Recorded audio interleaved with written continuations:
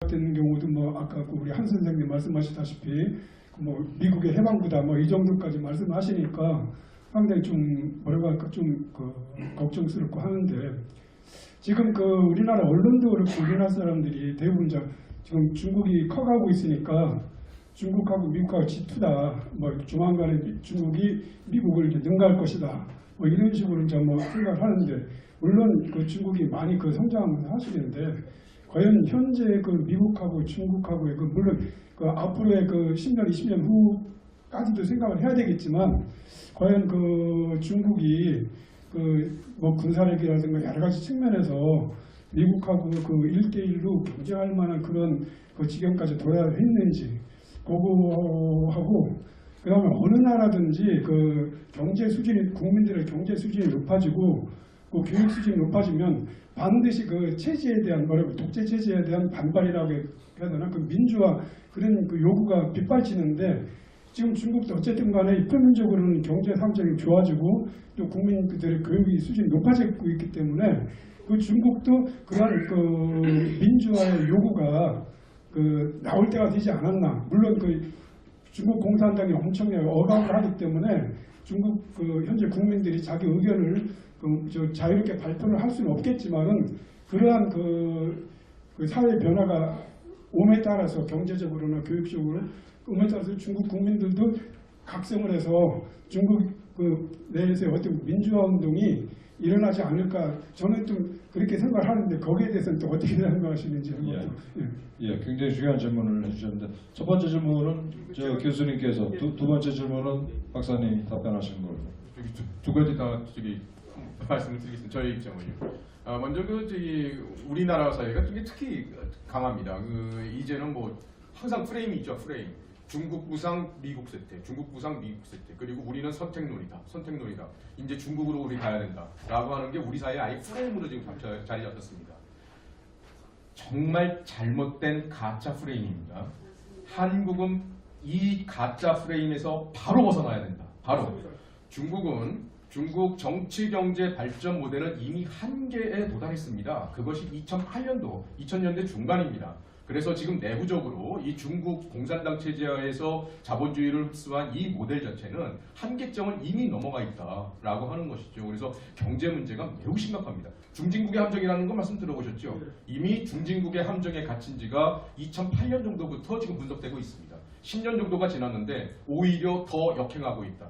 그래서 중국이 부상한다는 것은 하드파워라든지 경제력이라든지 군사력이라든지 가짜 프레임이다라고 하는 걸 말씀드리고요. 두 번째로는 중국이 지향하는 가치, 중국 공산당의 나라 아니겠습니까? 그런데 바로 그런 전체주의적 가치, 도대체 우리가 무엇을 선택한다는 건가? 중국은 아까도 말씀드렸지만 성격이 틀립니다. 중국 공산당의 중화민족주의로 무장되어 있는 그러한 나라입니다. 우리가 미국이라든지 강대국 같은 강대국이 아니다. 우리와 지향하는 삶의 가치가 다르다. 우리가 무엇을 선택한다는 것인가 라고 하는 게 하나가 있고요. 두 번째는 중국의 민주화 부분인데요. 저는 중국 정치를 전공하는 학자로서 사실은 굉장히 암울하다. 왜냐하면 중국의 민주화가 될 것이다. 경제 발전되면 민주화가 될 것이다라고 하는 게 그동안의 정치학자들의 헛된 망상이었습니다. 그런데 현재 진행되고 있는 것은 그것의 정반대다. 특히 제가 매우 지금 부정적으로 굉장히 암울하게 바라보는 게 뭐냐 하면 중국의 젊은 세대입니다. 10대, 20대, 30대. 이들에게 사실은 이들의 인식에서 이 중국의 미래가 읽혀질 수 있는데, 현재 이들은 뭐냐? 아마 들어보셨는지 모르겠습니다. 샤오포농이라고, 바로 젊은 청년 홍색 분자, 홍삼분자입니다. 이들은 뭐냐면 바로 중화민족주의와 그 다음에 중국 공산당이 유아기 때부터 세뇌를 시켜야 한다는 그러한 정책에 의해서 끊임없이 세뇌를 시킵니다. 그래서 중화민족주의 그리고 공산당, 이것을 이끄는 것은 이 중국 공산당이다. 그래서 우리가 중국 공산당 중심으로 바로 위대한 중화민족의 부흥, 이것을 갖다가 세계를 지배하는 걸 이렇게 해야 된다는 걸로 아주 똘똘 뭉쳐 있습니다. 얘네들 이거 깨기가 쉽지가 않아요. 그러면 굉장히 암울하다. 1930년대에 독일의 나치 상황이라는 걸 보신 적이 있습니까? 독일의 나치가 뭡니까? 바로 독일 민족 게르만 노동자당, 사회주의당입니다. 민족주의, 사회주의. 이걸 갖다가 우리가 극우라고 합니다. 극우. 이러한 관점으로 봤을 때 현재 중국은요, 초극우입니다. 초극우. 중국 공산당 중화민족주의를 똘똘 뭉쳐서 전체가 이걸 갖다가 나가고 있는 초극우다. 초극우. 굉장히 위험하다. 그리고 이런 관점으로 봤을 때 그 중국의 민주화 내부에서 발생하는 거 저는 굉장히 부정적으로 보고 있습니다. 네, 아까 그 교수님 말씀하신 거 이종 교수님 하셨는데 1980년대에 보면 전 세계 민주화의 제3물결이란 게 일었어요. 한국도 87년도에 6월 항쟁이 일어났잖아요. 근데 그때 정치 경제학들이 분석했기로는 어떻게 했냐면은 그 당시 화폐 환율 기준으로 1인당 국민당 소득이 약 5,000달러 정도 도달하면은 더 이상 민주주의를 하지 않고는 버티지 못한다. 근데 한국도 뭐 좀 나쁘게만 독재 정권이고 아니면 군부 권위주의 정권이 시민들의 민주 항쟁으로 무너지고 지금 제6공화국 이제 헌법이 탄생을 했던 거잖아요. 전 세계적으로 80년대 말 90년대 이제 초에 전 세계 제3의 물결, 민주주의 제3물결이 휩쓸었는데 그 다음부터 지금 화폐 가치로 따지면 당시 한국도 보면 약 5,000달러 정도, 한국 올림픽 할 때쯤인데 지금 화폐 가치로 따지면 약 10,000달러 정도로 할 수 있거든요. 근데 중국은 이미 공식적으로 10,000달러를 돌파했거나 그 언저리에 있는 거예요. 그럼 더 이상 체제가 견디지 못할 거라는 것이 정치 경제학자들인데 아까 이지용 교수님 말씀하셨듯이 중국 국민들의 기본적인 의식 수준이라든지 아니면 중국은 오랫동안 황제가 독재 체제에 대한 뭐 민족 DNA의 역사적인 전통이 있어요. 그래서 막스 베버라는 학자가 좀 극단적인 얘기를 했는데 중국 역사는 세계사에서 재회를 해버려야 된다. 왜 그러냐면은 황제라는 독재 체제의 민중들이 한 번도 제대로 항거를 해가지고 체제를 전복시킨 사례는 없지 않느냐. 그러면 유럽의 이제 민주주의적인 관점에서 보면은 절대 있을 수 없는 일이고 중국은 그만큼 뒤떨어졌다는 것인데 지금 보면은 중국 공산당으로서 나름 잘 체내를 시켜가지고 샤오포농이라고 작은 공산 분자라는 뜻이 작은 빨갱이 먹은 뜻인데 잘 세뇌시켜가지고 극우 민족주의로서 중국 공산당은 잘할 수 있을 것이고 그리고 이렇게 세뇌시키고 있는 것이고 일단 참으라. 우리가 언젠가는 아니면 곧 미국을 넘어서고 세계 패권국이 될 텐데 지금 당장의 민주주의가 뭐가 중요하냐 그렇게 억누르고 있기 때문에 상당히 지금 암울하다고 볼 수 있습니다. 그래서 중국은 독자 모델이라고 다들 주장하는데 항상 중국이 주장하는 게 있어요. 서양의 관점으로 우리를 바라보지 마라. 그거 관련해서 뭐 제가 잘 모르지만 조금 첨언을 드리면 국제 공급망이라고 있지 않습니까? 글로벌 서플라이 체인이 실제로 작동을 하는데 지난 뭐 한 30년 동안은 그 미국 중심으로 서방 세계가 중국에다가 이제 그 소비재를 이게 싸게 생산하는 그 이 생산 기지로 중국을 활용을 해왔거든요. 그래서 이 글로벌하게 그 인플레이션을 그거 가지고 이제 억누르고.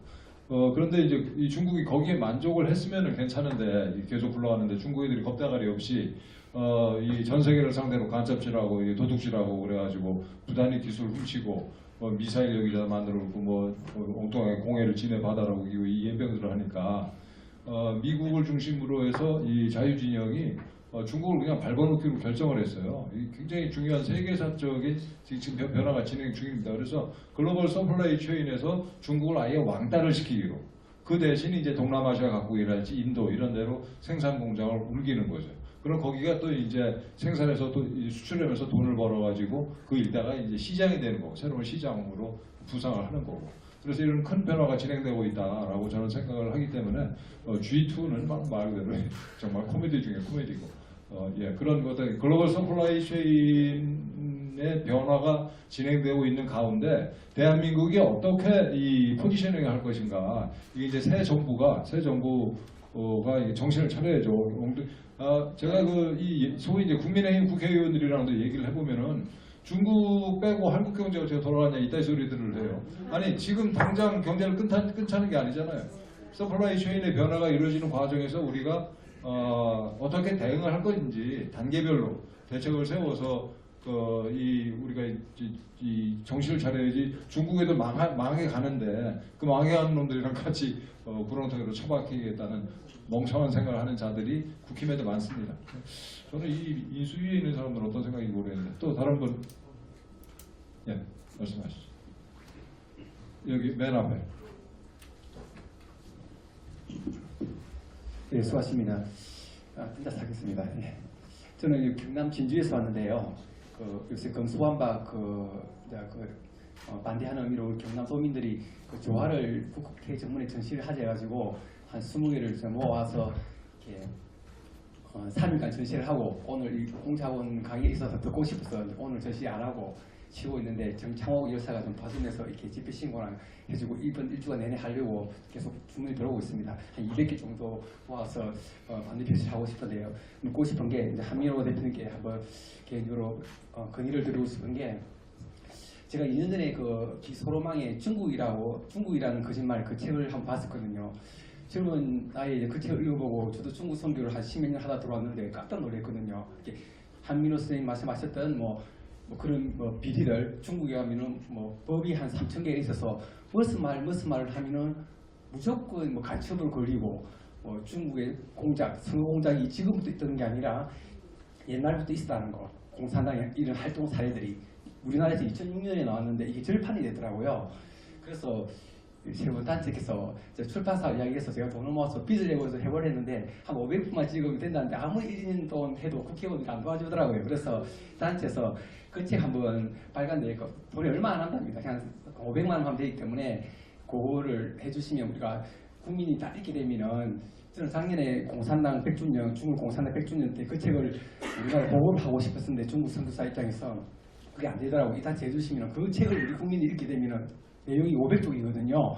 이런 자료의 한 10배에 대한 자료가 있기 때문에 꼭 해주시면 우리나라가 중국 공산당의 실체를 알고 공자학원이 아마 이렇게 세계적인 아마 하나님의 일을 할 수 있을 것 같습니다. 부탁을 드리겠습니다. 네. 예, 출판사에 꼭 전달하겠습니다. 예, 문학서적에 에이전트한테 얘기를 해놨습니다. 예. 기소로망하고도 통화를 해서 예. 이런 사건들을 업데이트 시켜서 기소로망의 말을 좀 한민호 선생님과 세 분의 말을 같이 이어서 출판하는 그런 프로젝트도 부탁을 드려놨습니다. 네. 예, 고맙습니다. 제가 하나만 조금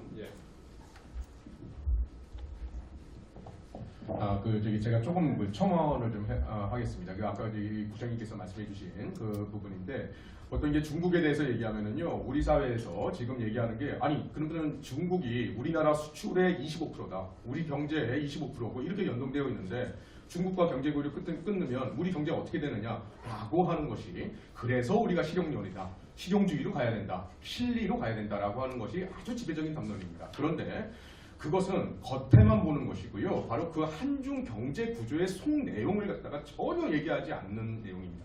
한중 경제 구조라고 하는 것은요, 보통 100%라고 치면은 그 중에 97%가 우리가 바로 기술재, 자본재, 중간재를 수출하는 겁니다. 그 중에서 한 3% 정도가 화장품 팔고 라면 팔고 아니면 유통업 하는 거다라고 하는 겁니다. 중간재, 기술재, 자본재, 이것이 무슨 얘기냐? 바로 우리가 저들보다 경쟁력이 강하고 저들이 하지 못하는 거, 만들지 못하는 거 우리가 만들고 쟤들이 만드는 것보다 우리가 더 잘 만들기 때문에 그렇기 때문에 우리가 쟤들과 교류할 수 있는 거다라고 하는 거죠. 자, 우리가 그렇다면 지금까지도 그랬지만 앞으로도 중국과 계속 교류하고 중국 경제의 기회를 잡기 위해서 뭘 해야 되느냐? 바로 저들보다 우월한 경쟁력, 우월한 국제 경쟁력, 기술력 이거를 가지고 있어야 됩니다. 그러면 쟤들 절대 못 건드립니다. 사드 때 우리 미디어전, 여론전, 우리 언론, 방송, 신문들 다 동원해가지고 국민들 겁줬죠. 절대 못합니다. 걔네들. 왜냐하면 지들이 당합니다. 지들이 당해. 그렇기 때문에 바로 실리론에서 쟤들이 우리가 좋아서 그런 게 아니라 쟤들이 필요하기 때문에 우리 경제를 갖다 원하는 것이다. 이게 바로 한중 경제 구조이고 바로 우리가 이것을 갖다가 앞으로 계속 지켜나가는 한 쟤들 우리 절대 못 건드린다라고 하는 것이죠. 바로 이 구조를 얘기를 해야 된다는 것이죠. 그리고 이 구조의 기반은 무엇이냐? 바로 미국과 서방 세계입니다. 바로 이들과의 기반을 있을 때만이 우리가 이 기술력을 가지고 왔고 이것을 앞으로도 가지고 갈 수 있다. 그래야 한중교류 앞으로도 할 수 있다라고 하는 점을 한번 더 강조를 해서 말씀드리고 싶습니다. 네. 지금 말씀하신 부분이 사실은 이 자세하게 이게 이 리포트로 나와야 되는데 그런 걸 아직 못 봤어요.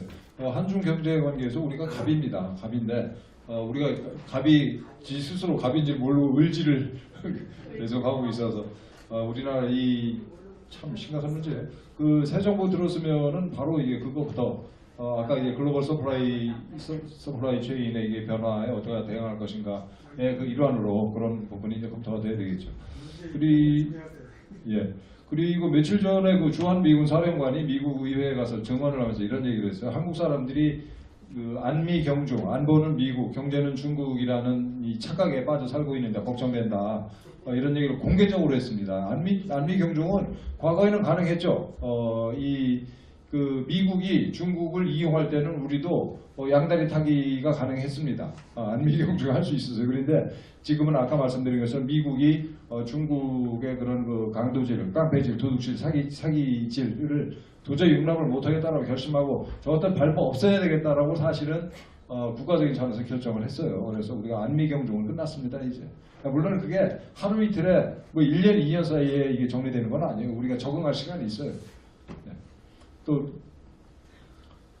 강 목사님, 강 목사님 한 다음에 우리 선생님까지만 하고 마쳐야 될 것 같습니다. 지금 벌써 배가 고파지기 시작하는데 두 분만 하고 마치도록 하겠습니다. 예, 목사님. 네, 제가 한 말씀 드리겠습니다.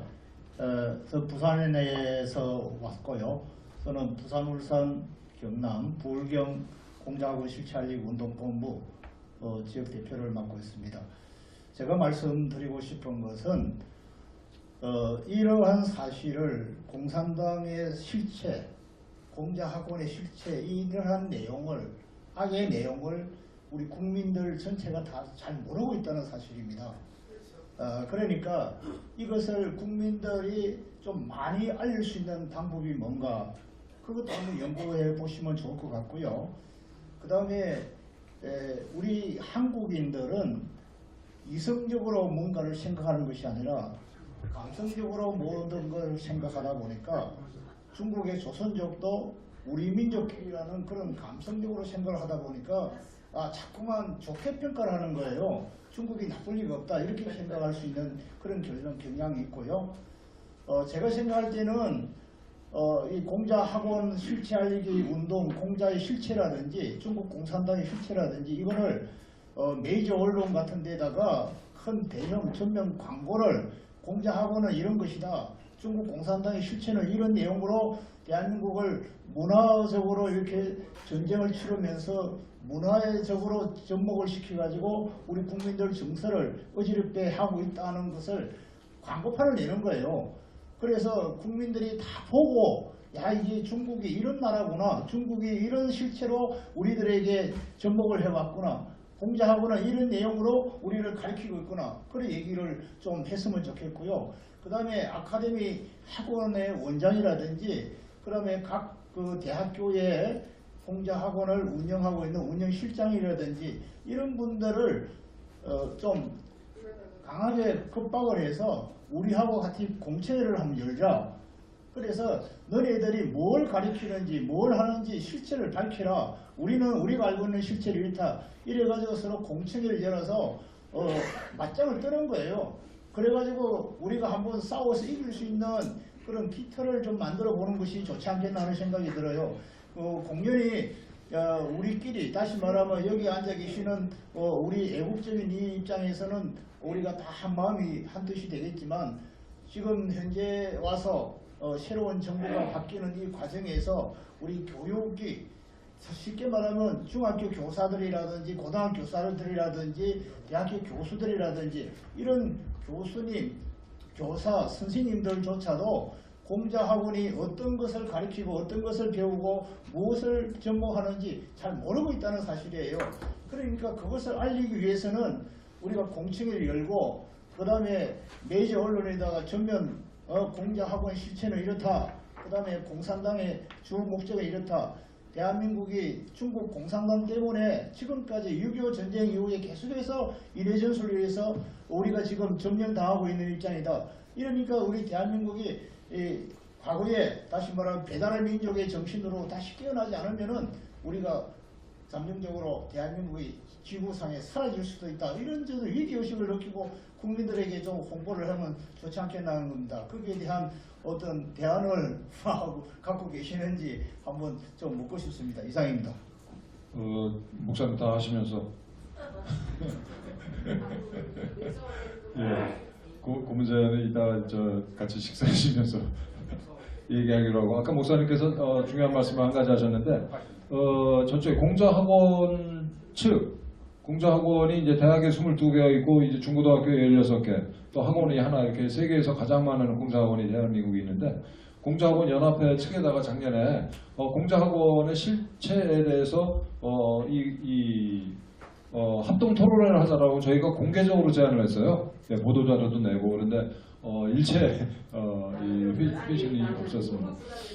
우리 아까도 말씀드렸지만 우리 학계가 대학 교수들이 너무 이 중국 공산당 돈에 뭐 얼마나 몇 푼이나 되는지 모르겠는데 오해된 사람들이 너무 많아요. 예, 그건 그렇고 빨리 끝내달라는. 자 이제 끝으로 우리 아까 손 드신 제가 그냥 개인적으로 궁금해서 여쭤보는데 한민호 선생 대변인 복지 관계 얘기를 하는데 제가 굉장히 궁금한 것이 그게 이게 체제가 바뀌는 거하고 무슨 관계가 있는 건지 지금 그 복직한다는 것이 정확하게 어떤 상태에 있는지 그거 궁금해서 여쭤봅니다. 이건 제 개인적인 건데 간단히 말씀드리면 제가 문재인 정권의 그 실정, 나라를 망치는 짓에 대해서 꾸준히 페이스북에 뭐 한 2년 반 넘게 이렇게 경고를 했더니만 어느 날 갑자기 저를 불러서 파면을 시켰어요. 그래서 한 2년 반 동안 또 이게 소송을 했습니다, 제가. 그래서 이겼고요. 이겨가지고 이제 복직이 됐어요. 근데 제 정년이 이제 6월 말인데 그럼에도 불구하고 이 문재인 정권은 한민호는 다시 중징계를 받아야 된다라고 중앙징계위원회에다가 저를 이제 다시 징계 회부를 어제 했습니다. 그래서 징계위원회 출석을 지금 기대감을 갖고 기다리고 있습니다. 뭐 우리 국민들께서 이렇게 걱정 안 하셔도 뭐 저는 그 징계위원회 또 뭐 소청심사위원회 가서 나중에 그 걔네들이 저한테 한 말이 한민호는 개전의 정이 전혀 안 보인다. 그 왜냐하면 징계위원회 가면 제가 잘못했습니다 뭐 한마디라도 해야 되는데 징계위원들이랑 싸우고 그러니까 공무원들 중에도 간첩이 있을 수 있다 이런 발칙한 소리를 해가지고 제가 파면을 당했는데 앞으로도 계속 잘 싸우겠습니다. 감사합니다. 끝으로 저 사회자한테 마이크를 넘기기 전에 끝으로 매주 수요일 날 11시 반에 저 명동의 중국대사관 앞에서 우리 고교연합 선배님들이 중심돼서 만든 차이나 아웃이라는 단체가 있습니다. 거기에 이제 우리 공자학원 살리기 운동본부도 힘을 보태고 그래가지고 매주 수요일 11시 반에 내일도 합니다. 저는 이제 공무원이라 거기 내는 좀 참여는 못하고 거기 제가 가지고 있는 스피커를 빌려드리러 이제 가는데 어쨌든 매주 수요일 11시 반 오시면은 그 명동 칼국수 대접해드립니다. 자 이제 이걸로 마치고 우리 사회자께 마이크를 넘기겠습니다. 네, 감사합니다.